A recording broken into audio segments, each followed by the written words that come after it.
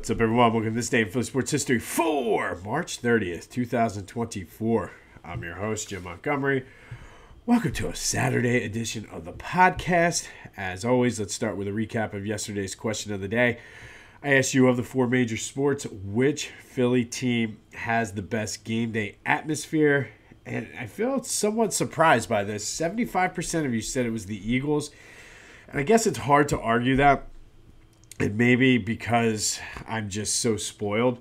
But I guess the entire day, tailgating and everything like that plays into it, and football is king. But, man, for my money, I would say the game day atmosphere at Citizens Bank Park is second to none. Especially like a game like yesterday. The crowd was like, that place was electric for 6 innings. I've been down there on random Tuesdays. The atmosphere is just, it's different. But 75% of you think it's the Eagles. As always, thank you for participating in the question of the day. There'll be another one later in the show. 267-495-8531. Get you in on the Back to the Future voice and text line. Be sure to hit me up on social media, Twitter, TikTok, at Jimbo_Mont. On Instagram, at Philly Jimbo. I'm on Facebook. Like and subscribe to the YouTube channel, Jimbo_Mont for that. Even if you're listening on a podcast, go over to the YouTube page, like and subscribe there. Hopefully, as we continue to grow, I'm able to do more things on the YouTube channel.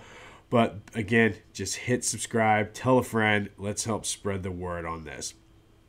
All right, I mentioned the Phillies, and 6 innings was phenomenal. Zach Wheeler was dealing. Marsh hit the homer. And then the bullpen comes in, and the bullpen is supposed to be one of our strengths, and they imploded. I'm not really sure what was going on. I guess you could say Hoffman pitched okay. But it's a shame to have that gem of an outing from Wheeler wasted with the bullpen imploding like that. And offensively, they didn't really do much either. I mean, Bohm had a solid game. And then Castellanos got a hit late. Turner, Harper, Schwarber, nobody did anything. Like, it just was, I don't know.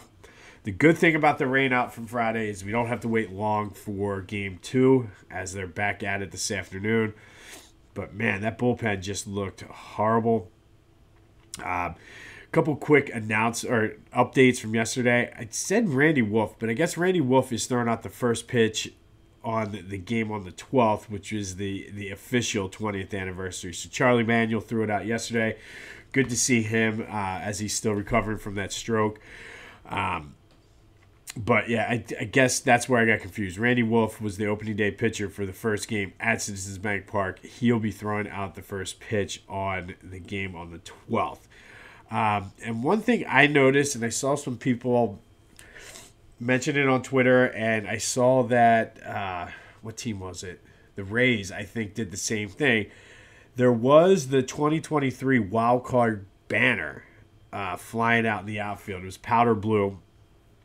And I'm not sure how I feel about that. Like, I can see both ends of it, but to me, the banners, you win something, but I guess they made a playoff appearance, and in baseball, it's a little bit different because not as many teams get in. But I don't know.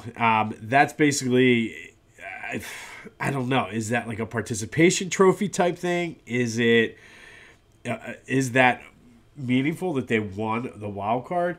I mean, truthfully, that they did go on a nice little run, and I forget where I saw this. If somebody on Twitter, I wish I remember who said it, so I give them credit for it. But, I mean, the argument was, or it might have been on the radio. Either way, the 2011 team that won the division got bounced in the first round. So, which, I don't know. But I'm going to ask you guys what you think. That is today's question of the day. Should there be a wild card banner flying in the outfield at Citizens Bank Park? 267-495-8531. Get you in on the Back to the Future voice and text line. Like I said, I mean, I can see the argument either way. And it definitely is an accomplishment. But, like, the Eagles don't put up banners for wild card appearances, just division. But, again, in baseball, like it's a tough thing because what if they do make a wild card and they get bounced in the wild card round? Do you celebrate that? Is this a banner just because they went to the NLCS? I don't know. Let me know what you think. It's a tough one. Should there be a banner commemorating a wild card team that's not division, that's not a league championship or a world championship? 267-495-8531 get you in. It's a tough one. I mean, like I said, I can see the argument either way. It does kind of come off.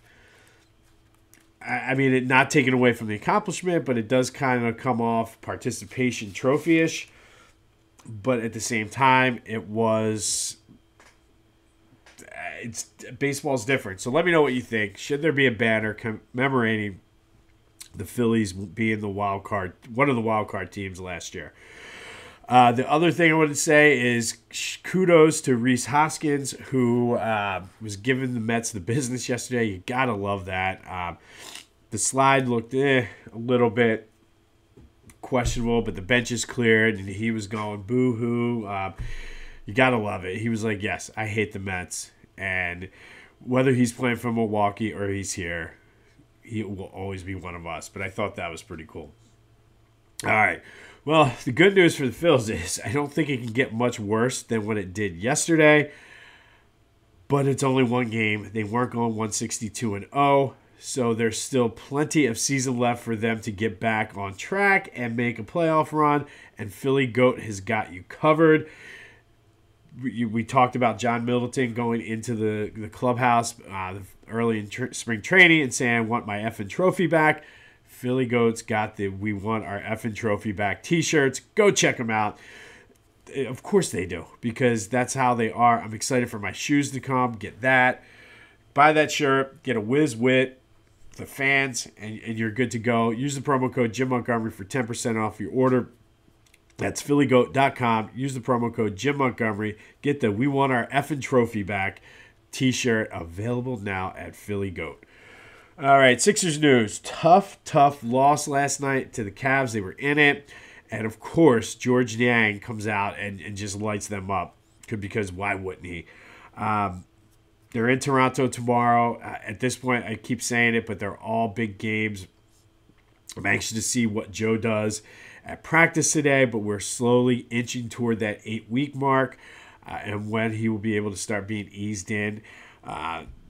Hopefully soon. They're 2.5 back of the Pacers for the 6th seed, and that's sort of what you're looking for right now is the 6th seed to get out of the play-in tournament. But we'll see what happens. They got to right now. They would go on the road, I guess, to Miami for the play-in tournament. They're a game and a half, but essentially that's like a 2-game lead because Miami has the tiebreaker over the Sixers. But I don't know.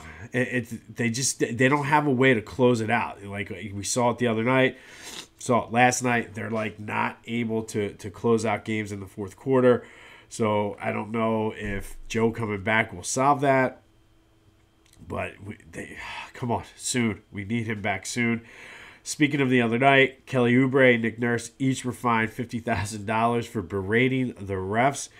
And I'm okay with that because the refs, I mean, they get to hide behind whatever. They admitted they missed the call, and now they're getting fined for calling the refs out on it. I don't know how I feel about that, but whatever. But Sixers back in action in Toronto tomorrow. I don't want to say it's a must-win, but it's a big game. We need to go on a nice little run here. Be sure to go check out my boys over at the Clashing Conferences podcast, wherever you get your podcasts, as well as on YouTube. If you enjoyed the NFL version, there is an NBA version. They're doing a good job over there, good things. So go check them out. The Clashing Conferences podcast, wherever you get your podcasts, as well as on YouTube. Flyers in action tonight against the Blackhawks. Hopefully they fare better than they did the other night, but they need all the points they can get at this point this is going to go down to the wire. So when you play a team like Chicago, you need to get that point. There was a press conference yesterday, and Danny Briere introduced Ivan Fedotov. I've heard his name pronounced 3 different ways, so I'm not sure. But He's a goalie that had been playing in Russia. He was drafted in 2015, signed a contract in 2022, 2023, and then was detained in Russia for allegedly evading military service. Recently was able to get his contract over in Russia terminated. Came over here. At one point, he was considered the best goalie not playing in the NHL. So hopefully, I don't know what it means down the stretch for the Flyers, but they did send Sandstrom back. So it looks like it's going to be Ersson and Fedotov. So hopefully, I mean, all you need is a goalie to get hot to get into the playoffs. Not sure how long it's going to take him to get into shape and ready to play. I read somewhere possibly late next week he might be able to play. But all the reinforcements possible, or that's what you need. All right, Eagles news. And I don't know how I feel about this at all. Reddick was traded to the Jets for a conditional third-round pick that could become a second if he hits 67.5% of the snaps and gets 10 sacks next year. I just feel like it... I don't know. I feel like they could have gotten more, and the pick is not until 2026. I don't know if this move makes the Eagles better. I'm going to trust Howie on this, though, because it does free up some salary cap. Maybe that's the money now you use to sign Smitty. Maybe they go after Justin Simmons. I just don't know. It's tough because I don't think they're a better team today than they were yesterday before this trade. But again, we'll see what Howie has up his sleeve. Be sure to let me know what you think about this trade as well. I've not seen many people that think it was a good move. But you got to put your trust in Howie on this one. Hopefully he has a plan, and we'll see what happens from there. The other news was the offseason dates for OTAs and things like that were announced. For the first time ever under Nick Sirianni, the Eagles will have a mandatory minicamp in June. Oh, my goodness. Excuse me. I don't know if this is cold or allergies, but my head feels like it weighs 1,000 pounds. So I do apologize if the sound's a little off, if you hear my nose squeaking. So mandatory minicamp, and I don't know if this was something he wanted to do or got some pressure from up above to do, but we'll see what that means. But the big news, like I said, Haason Reddick is gone, and I don't know right now, like I said, if they're better than they were at this point yesterday. Let me know what your thoughts are on that. All right, today we're going to go back to 2019, and on this day in 2019, the Phillies beat the Braves 8-6 for their second straight win to open the season. Nick Pivetta got roughed up a little bit for 4 runs in 4 2/3 inning, but then, unlike yesterday, the bullpen settled down and held the Braves in check. JT Realmuto went 2 for 4 with 3 RBIs and a homer. Maikel Franco hit a home run. But the big story was Bryce Harper, after going 0 for 3 in his first game in a Phillies uniform, got his first hit, and it was a bomb. He hit a 465-foot homer to right field. Obviously, that season was just incredible, and to get his first hit in a Phillies uniform be a bomb that he hit, you got to love that.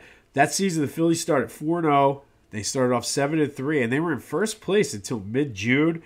But then it all ended terribly. That was Gabe Kapler's last season. And they ended up 81-81, which was their best season since 2012.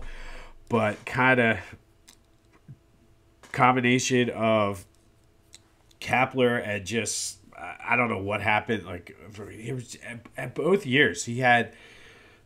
he just, whatever, is Gabe. We all know about Gabe. But on this day in 2019, the Phillies beat the Braves 8-6. Bryce Harper got his first hit as a Philly, a 465-foot bomb to the right field bleachers. But in all, didn't really end well for Gabe and the Phillies that year, even though it was their best season in how many ever years that was, 7 years. But it led to Gabe Kapler getting fired, and then Joe Girardi, which ultimately led to Topper, and here we are. So hopefully they can get some of those good positive vibes from 2019 early in the season against the Braves to come to fruition here. But on this day, back in 2019, it was Bryce Harper getting his first hit with the Phillies, a 465-foot bomb to right field. Could definitely use a bomb or two tonight. I don't think the wind is going to be as bad, so hopefully we can see the ball fly a little bit today. And then finally today, our This Day in Philly Sports History Women's History Month Spotlight. We're going to go a little bit off the beaten path today, and we're going to talk about Sylvia Wene Martin. She was a bowler from Philadelphia. Yes, that's right, bowler. I know at least one person in the audience right now is going to get hyped up hearing about this. If there's any other bowlers out there as well, let me know. But Sylvia was a 5-time national champion. She was the first woman to bowl a 300 perfect game in a sanctioned competition. She became the first woman to do it 3 times. She had 3 perfect games in sanctioned perfect games. She was a 2-time bowler of the year. She was Pennsylvania's most outstanding athlete in 1961. She wrote a book, The Woman's Guide to Bowling, or The Woman's Bowling Guide, I should say. She stood only 4'11", but she packed a lot into her small frame. She's in the U.S. Bowling Congress Hall of Fame, the Women's International Bowling Congress Hall of Fame, the International Jewish Sports Hall of Fame, the Philadelphia Jewish Sports Hall of Fame, as well as the Philadelphia Sports Hall of Fame. But Sylvia Wene Martin is today's Women's History Month Spotlight. 5-time national champ, first woman to throw a sanctioned perfect game, and she did that 3 times. I can barely break 150. So for her to get perfect games, okay by me. But let me know, do we have any other bowlers out there? But Sylvia Wene Martin is today's Philly Sports Women's History Month Spotlight. One of the best to ever do it. So good that she wrote a book too. I love hearing, these are the people I love hearing about, because I guarantee you not many of you, if any, have heard of Sylvia Wene Martin. But now you know. She's one of the best female bowlers ever, and she was right here in our backyard. So shout out to you, Sylvia, today's Philly Sports Women's History Month Spotlight. On this day back in 2019, the Phillies beat the Braves 8-6. Bryce Harper going deep for his first hit and home run as a Philly. Let me know your thoughts on Haason Reddick. I personally don't think they're a better team today than they were yesterday. But I'm going to trust Howie on it, and maybe this is me drinking the green Kool-Aid, but we'll see. But the question of the day, be sure to let me know, should there be a 2023 wildcard banner hanging in the outfield at Citizens Bank Park? Convince me one way or the other, because I like I said, I can see both sides of this. Convince me. 267-495-8531. Get you in on the Back to the Future voice and text line. Remember to like and subscribe. Tell your friends. Come on, Phils. Let's come out and play a little bit better today. I need to see more offense, and I need to see the bullpen not blow a lead. Nola, let's go. We need you to be lights out. You got the contract. You got paid. You just had a baby. So go out there and just mow down some Braves today. This has been This Day in Philly Sports History. I'm Jim Montgomery. Go have yourselves a Saturday. And until next time, I'll see you when I see you.